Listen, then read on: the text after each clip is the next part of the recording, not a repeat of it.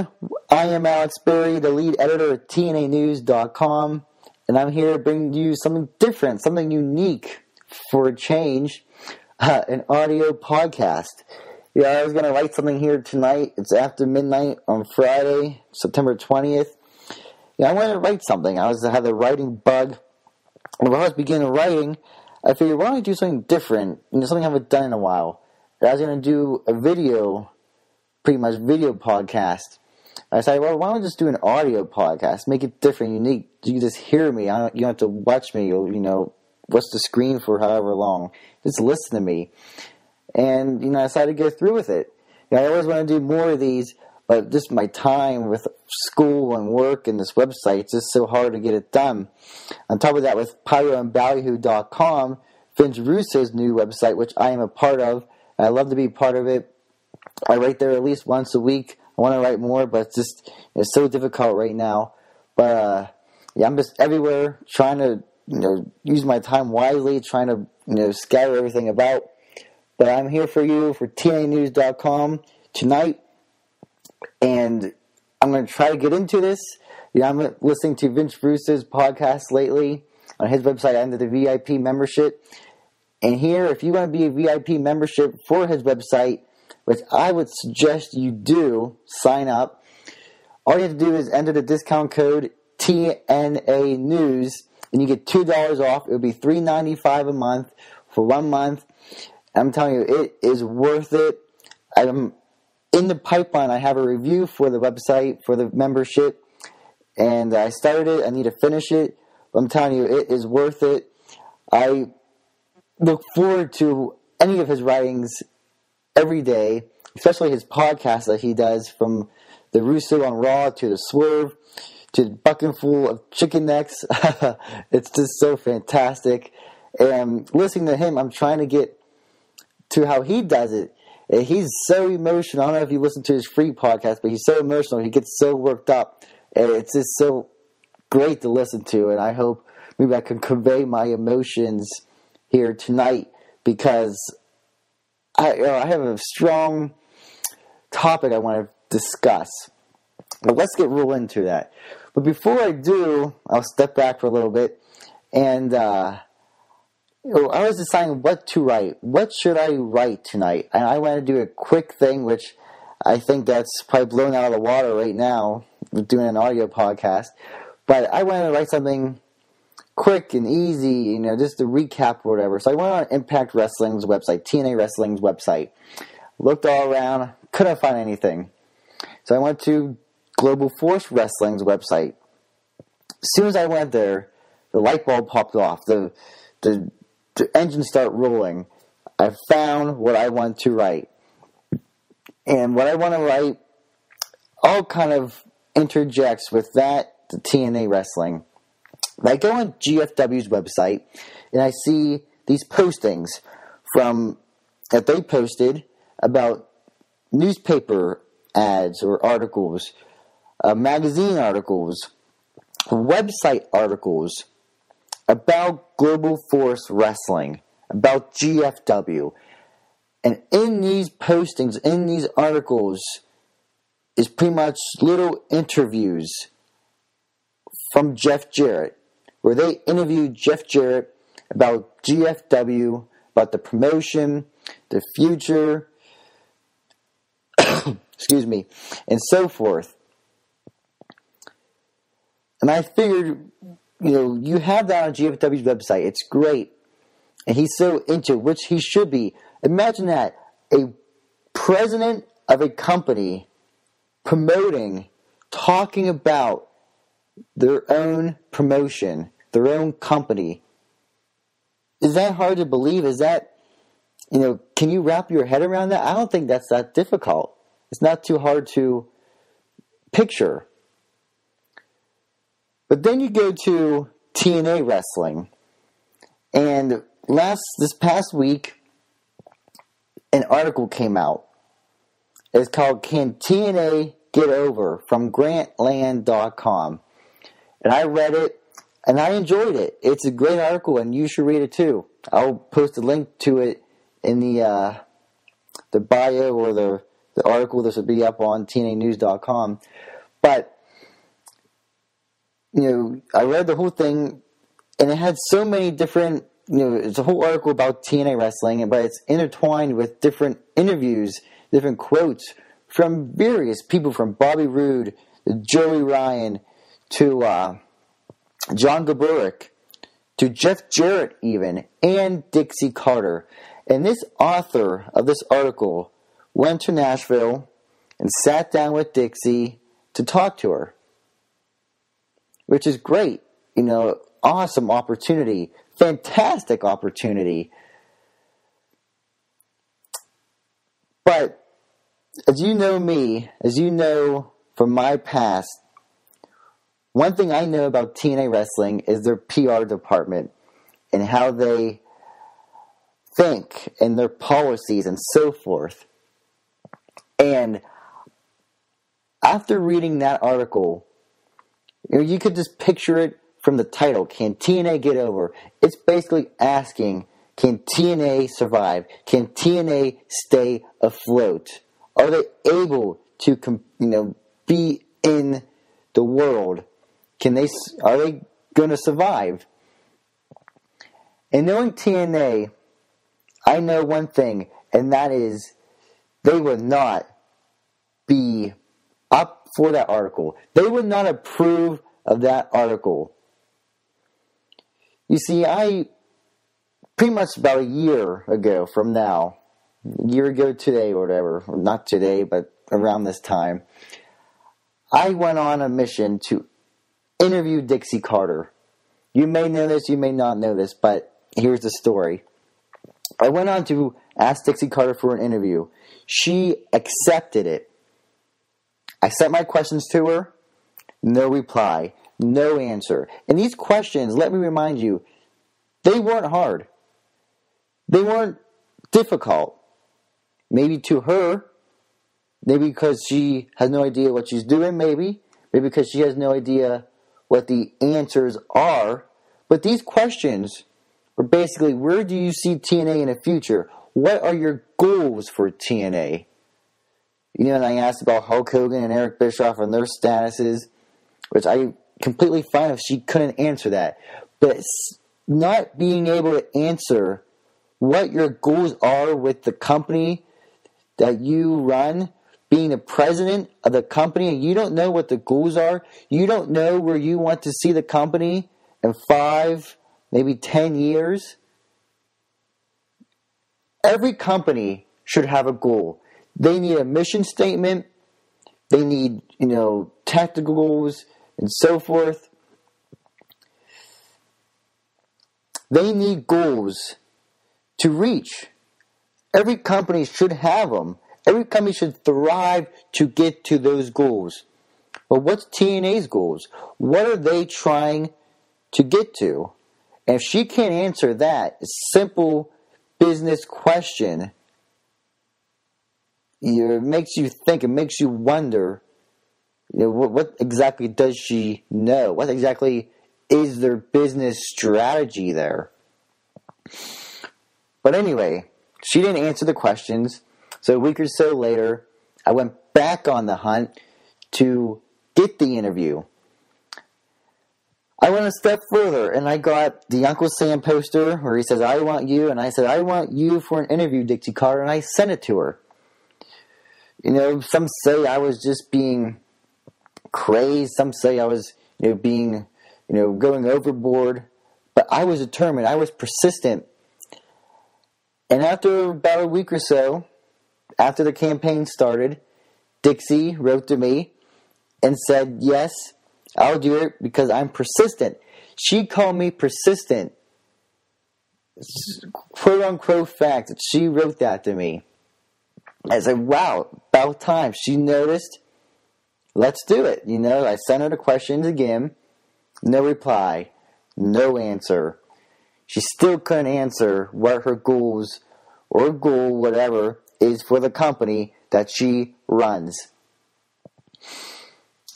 So then I started a petition.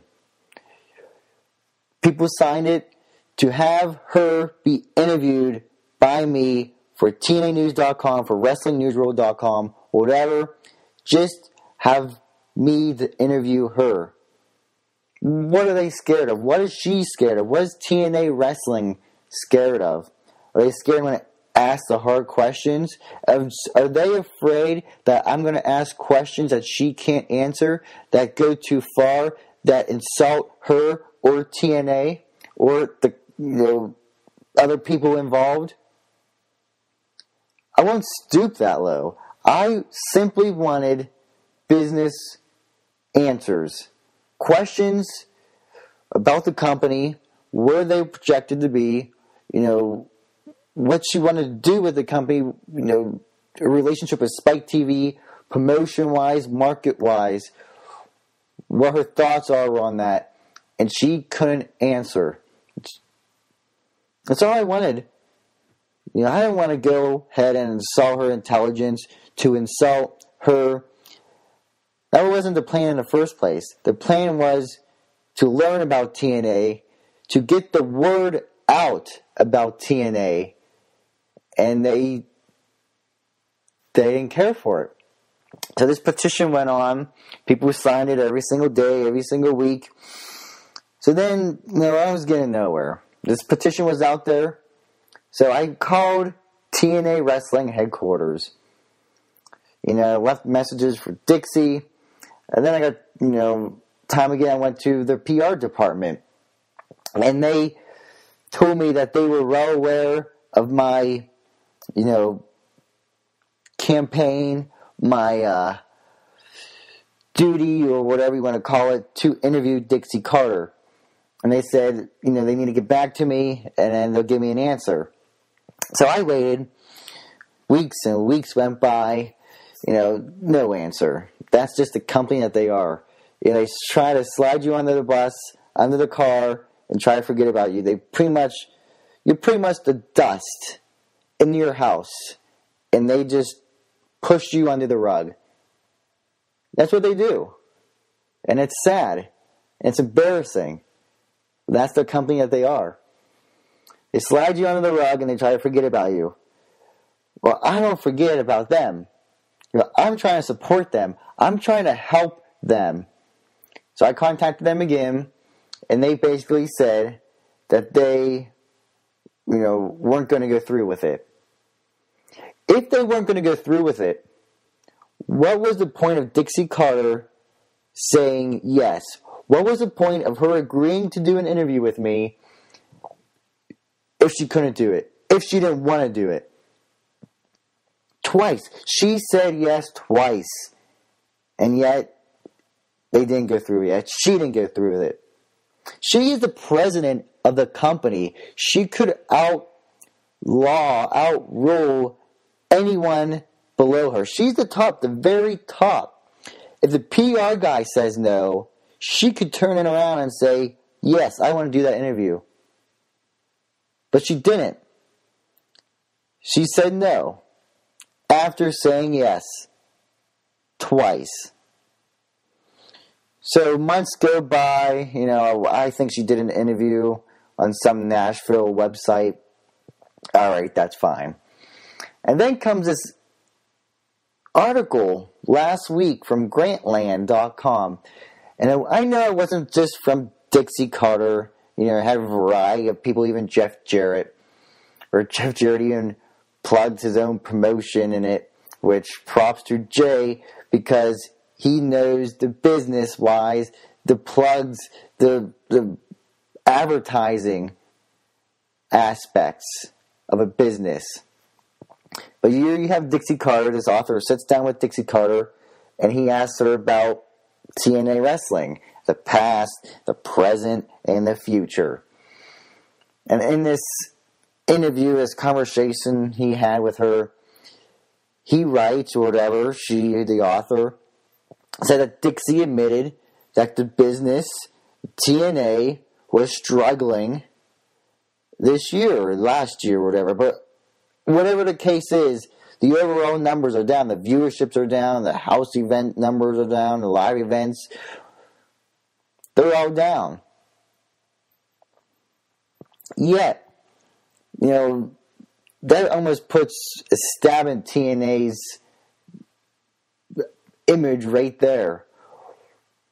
TNA went through with this, Dixie Carter went through with this interview for this website while she couldn't answer a simple question of mine of what the goal of TNA Wrestling is.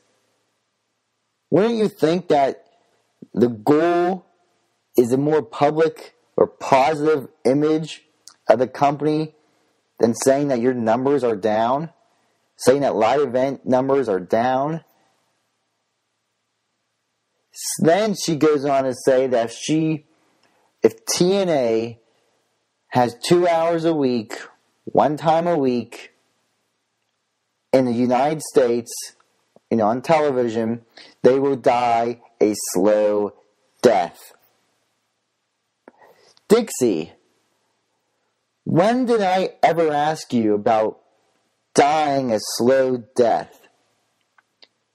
I didn't want to know when you think your company would die. You're basically pointing that your company would die if you stay like this. You've been having this kind of atmosphere for years, having one show a week in the United States. Now you want more? I don't know what kind of show you want. You have this new TV series of TNA Legends you're producing. I don't know if it's, it's JB, Jerry Borash, in the studio. Is that going to be on TV? And what's that going to be like? The production value, that's real small and expensive. If you're going to have another wrestling show, why do you think you want to grow your own Impact Wrestling first? A show that you can't get more than 1.5 million viewers for more than 2 weeks? A show that you can't get above 2 million viewers in 12 years? Yeah, you hit it back in 2002 or whatever. Or not 2002, 2012. But for a company that's been going for 12 years, and you're stuck in the same frame, you would think something needs to be fixed with that show instead of going on to produce another show. But the fact of the matter is, we could pick lines in this article all night long. The fact of the matter is that Dixie Carter, TNA Wrestling, went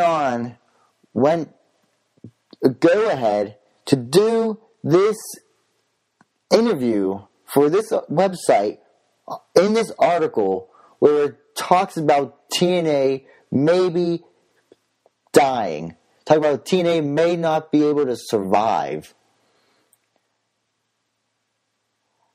Then, on top of that, I'm in discussion with the PR people in TNA, and one of them, the main guy, or one of the main people, state that TNA, that they don't like to grant interviews with websites. They don't. It has to be, select websites, whatever. So you're saying that you don't grant many interviews for websites, yet you have an article like this that gives TNA a bad image, and you have, excuse me, and you have John Gaburek, Dixie Carter, Bobby Roode from TNA that are employed by TNA. Some of them are top officials in TNA, the president and the vice president, and you have them involved in this article where, again, it talks about TNA maybe will be dying, that may not survive. And you say you don't grant a lot of interviews to websites, and right here is a website that has interviews, that has quotes, that this author talked to TNA employees to write this article about TNA. And then they can't grant an interview with me, with Dixie Carter. Now, I'm not trying to be, this big egomaniac. But what's the problem here? that TNA has with this website, with TNAnews.com, with WrestlingNewsRoll.com. I don't understand where Dixie Carter agreed to do an interview. And I told her what website I'm from. I told her I write for it. And she agreed to it. Yet she goes around and says ultimately no, lying to me twice. She could have turned it around. She could have went against the PR department, but she didn't. Because were they afraid? Were they scared? Simply because she did not know the answers to the questions. You see, the point I'm trying to make it here is, you have Jeff Jarrett, Global Force Wrestling, a promotion that doesn't even have a TV deal yet, a promotion that has not even signed one wrestler. Maybe he has, maybe he hasn't. It's not public knowledge yet. But he's a company that's still growing and still starting. They didn't have a first wrestling show yet, other than a seminar for wrestlers who want to be part of the company. The point is, he's going out to different websites, newspapers, magazines to talk about GFW, while Dixie Carter is afraid, scared, hidden, because she can't talk about the goals of her own company. Does that make sense? We're a president of a company who you want to grow. You want to grow the company. You said if you don't grow it, it's going to die a slow death. Dixie, I'm here. I have a platform with true, loyal, hardcore TNA wrestling fans. And then another platform with wrestling fans. Not just TNA, all of wrestling. One website gets over 1 million unique visitors a month. That's what you hit in one episode. I get that. But you're stagnant at that. We have the capability to reach an audience that you could get benefit, that you could, get benefit from. That you can, we could help you in terms of plugging, advertising, promoting, whatever the case. And you fail to live up to that. Now, Dixie, I know that you're busy and the company's busy and you're working on TV deals and signing talent and so forth. But at the end of the day, you got to look at your company. You got to say, how can I grow this company? What can I do to help this company? And if I was you, with you having this as your full-time job, I would do anywhere I can, push any star I can to do interviews, to go on news stations, to talk to newspapers and to websites. They may not like websites at TNA, but they sure offer it. They sure accept it, to articles that talk about maybe that they might die. Dixie, you want to promote, you want to help TNA, well, maybe start helping them by helping your fans, interacting with your fans. And I know you do that on Twitter all the time. We see it. But why don't you communicate to a larger audience, a larger fan base? Why don't you be more one-to-one, comfortable with them? Let us know your goals. Let us know what you're trying to get to. Let us know what, your thoughts are. Because the biggest misinterpretation with you and the wrestling community, and I'm not just talking about the IWC, it's far beyond that, is who is Dixie Carter? How did she get into this? What does she know? So Dixie, there's your chance, there's your opportunity to talk about your business strategies with the company, where you see them, what you want to do promotion-wise, market-wise. It's so simple. I don't want to talk about death and dying and maybe not survival. You went ahead and the company accepted that. An article that they were a part of. And then you see that on their website, they don't promote it. Where you go on Sports Illustrated a year ago, it talked about all of, different topics about TNA Wrestling, about your childhood. And we see it promoted on Impact Wrestling, on the TV, on their website. Yeah, here you go talking to a website, yes, another website, where you don't like talking to websites, talk to a website in an article about possible death, and you don't promote that. I'm not saying that you have to promote an interview that I do with you. No, that's not, there's no need to. Bottom line, want to promote you. I want to promote TNA Wrestling. And I guess you didn't get that. I guess the company didn't get that. So bottom line here, folks, is it's quite simple. You have president of a company who does an interview with an article that's based around negativity through a website where a company doesn't like to do website interviews. You see, I just want you to try to picture how bizarre and messed up this company is. Now, I don't want to, trash TNA Wrestling. I love TNA Wrestling. I want them to thrive. I want them to be the very best that they can be. I want them to hit 2 million, 3 million, 4 million viewers a week. I want them to. That is what, I try to help them any way I can. But when they have business decisions, when they do business tactics and strategies like this, it blows my mind. In words of Vince Russo, I'm going to have a freaking heart attack over here. How can, a company like this, 12 years in existence, they should know what they are doing. Dixie Carter, who's been part of marketing, who has a degree, whatever, in marketing, and she can't get the picture in her brain.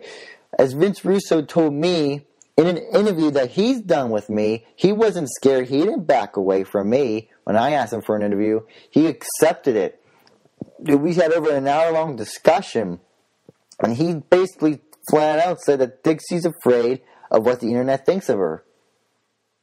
And Dixie, if you're afraid of what the internet thinks of you, maybe you should change that. Maybe you should fix that. Instead of being a little crying teenager of, little self-esteem issues, and get out there and change people's minds.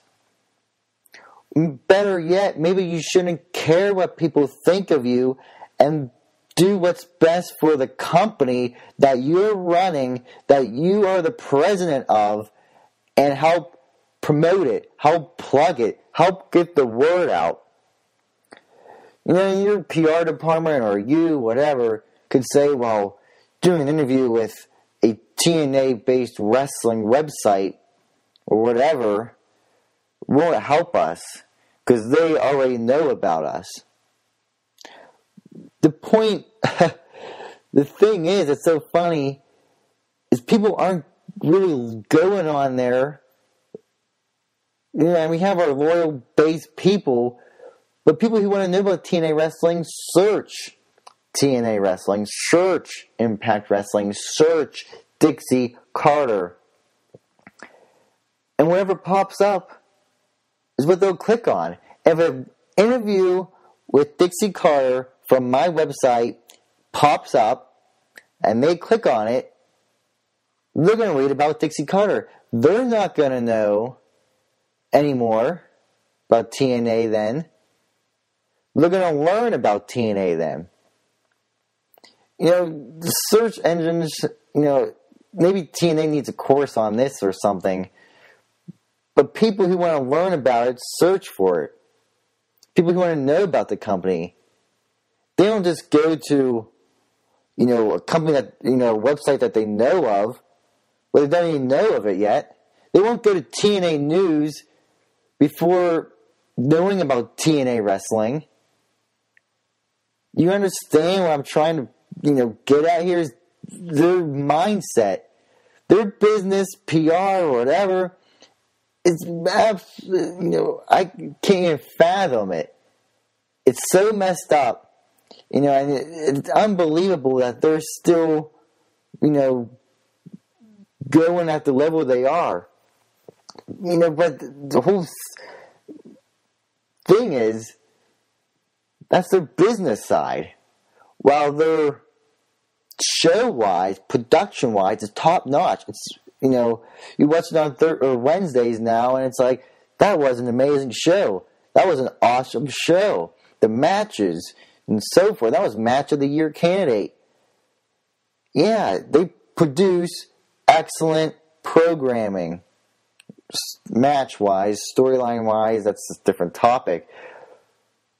But then you have the business side, where they can't secure a television deal, where they have, Spike TV controlling them, where you have, Bellator guys coming on your show to be kicked off, to be never heard from again, to have pretty much PR dilemmas of who should we interview, who should we send out for interviews with different outlets, and we shouldn't do. Bottom line is, you should go to every outlet possible, every media outlet possible. Get your name out. And they can't. Then you have, the vice president of the company, John Gaborik, running creative. He has no idea, never been in creative in his life, and now he's running it. And then he's running talent relations, and he's the vice president, and so forth. And three different job duties. Dixie there gave him the car keys, just like she gave Eric Bischoff and Hulk Hogan the car keys, just like Jeff Jarrett had the car keys, just like Vince Russo had the car keys. The list goes on and on and on. It's a company that has no direction. It's a company that has no clear foundation to build upon. It keeps changing, keeps switching. From people to people to people, different ideas and different thoughts. TNA Wrestling is, great product-wise, show-wise, match-wise. But at the end of the day, when it comes down to business strategies and tactics, they're one of the worst. You can't defend them. So that was my little rant. Wanted to get that off my chest. And if Dixie or whoever TNA is listening, and you want an interview, you know how to reach me. You know how to get it done. And maybe this time you'd actually listen.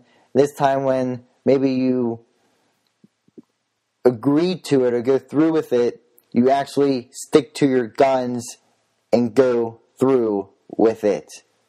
Maybe, maybe not, we'll see, but at the end of the day, you got to do what's best for the company and not what's best for you. Till next time, everyone, I am Alex Barie from TNAnews.com.